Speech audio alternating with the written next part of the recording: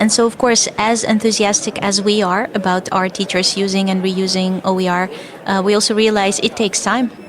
So what we're trying to do with our support service is to, alleviate this burden or try to make it as low thresholdy as possible for teachers to engage with the topic of open education. Welcome to Open Science Bites, the open science podcast of the University of Groningen, highlighting best practices and challenges academics experience when being open in their teaching and research. This episode will focus on open educational resources. In a nutshell, open educational resources are learning, teaching and research materials in any format and medium that reside in the public domain. In other words, they are free to use for anyone. In this episode, Mira Buist-Zhuk, specialist on open education at the University of Groningen Library, shares some tips and advice for teaching staff on how to get started with open educational resources. Why should teachers engage in open education? Open educational resources are freely accessible and freely available. They reduce the costs, save resources on so many levels for students, for teachers, for institutions, but also for society in general. Very importantly, they allow for more flexibility and customization in your teaching because they are adaptable and you can change them to fit your teaching and your learning goals, the needs of your students, rather than changing your teaching to fit the materials you have. This is the academic freedom you need. They allow for more innovation and variety in the classroom, and because they are free from complicated copyright restrictions and structures, they also allow for more flexibility.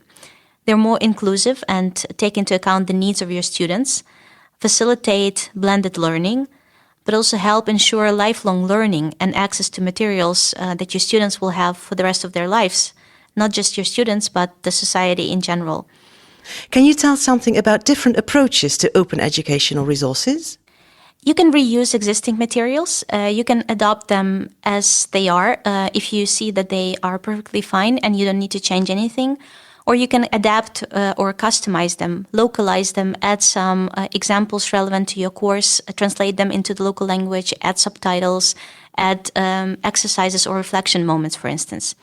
You can also remix several resources created by others, plus some sections of your own, for instance, to create a nice remixed reader or a textbook.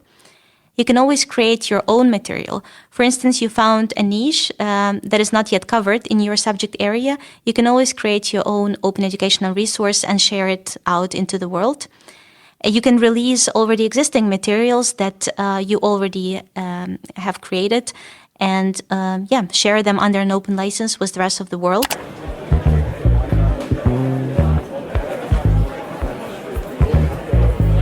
You can also involve students as co-creators of knowledge, so you can engage in open pedagogy, which means that you engage students into creating reusable materials that have added value beyond the classroom. This way, the students are activated and instead of passive consumers of knowledge, they also become active creators and co-creators of this knowledge. This gives more sense and meaning and purpose to their learning process. They feel more engaged and this is a way more meaningful way to learn.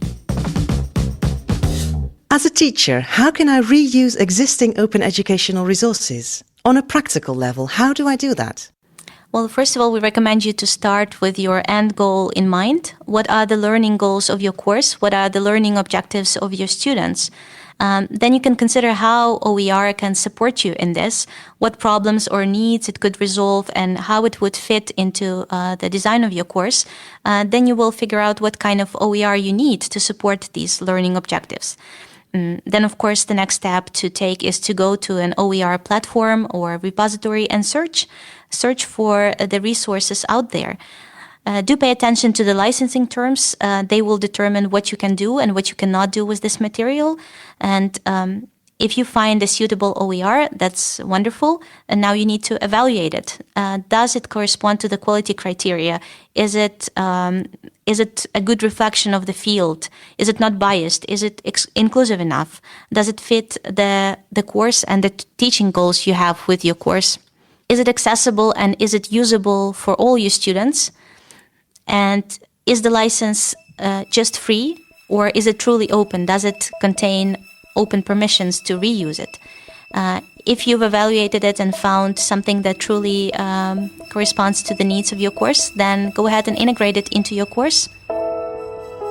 Suppose I have created open educational material and I want to share it with the world. How do I do it?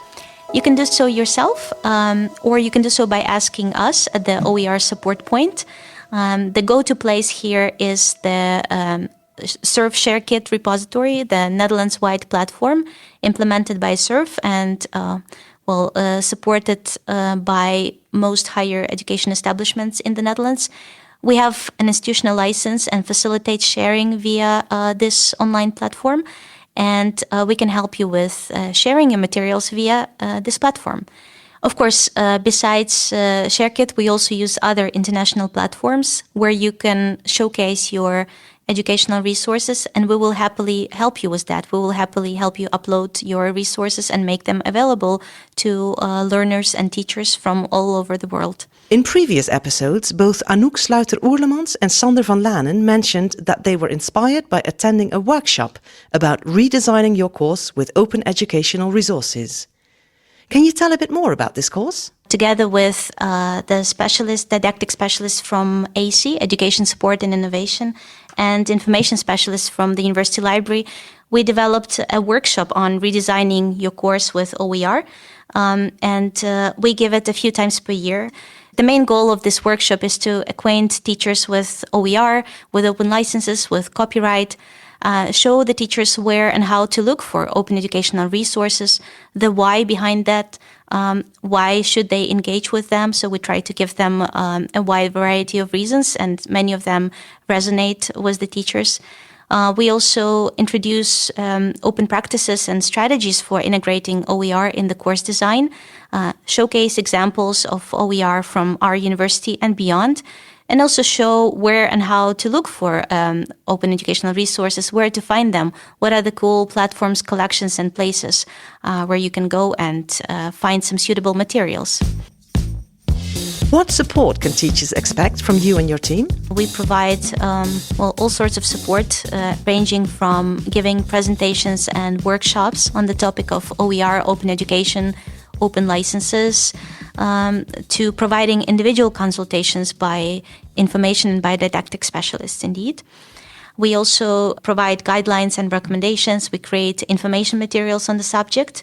We provide licensing and copyright advice, but also publishing advice. And we can also assist a teacher or any other interested person in assisting and locating and evaluating open educational resources. We could help you choose and apply a CC license to the material you've created. But we can also go deeper and provide you with feedback and suggestions for redesigning your courses with OER, with open practices, and with open pedagogical practices. We can also assist with creation of open textbooks, with open educational videos, with knowledge clips, or any other types of OER. And, very importantly, we help you with sharing open educational resources in university, national, international contexts via online repositories. And so, of course, as enthusiastic as we are about our teachers using and reusing OER, we also realize it takes time. It takes time to learn about them. It takes time to find them.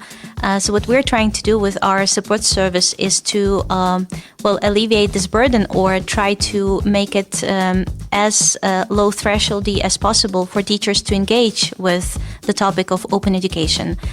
We try to provide the services to help them do that, and will minimize the time it takes to learn about it, but also to find the suitable resources. This was Open Science Bites, the Open Science podcast of the University of Groningen. Thank you very much for listening. Join us for our next season on public engagement. Open Science Bites is produced by the University of Groningen Library with technical support of Wim Brons.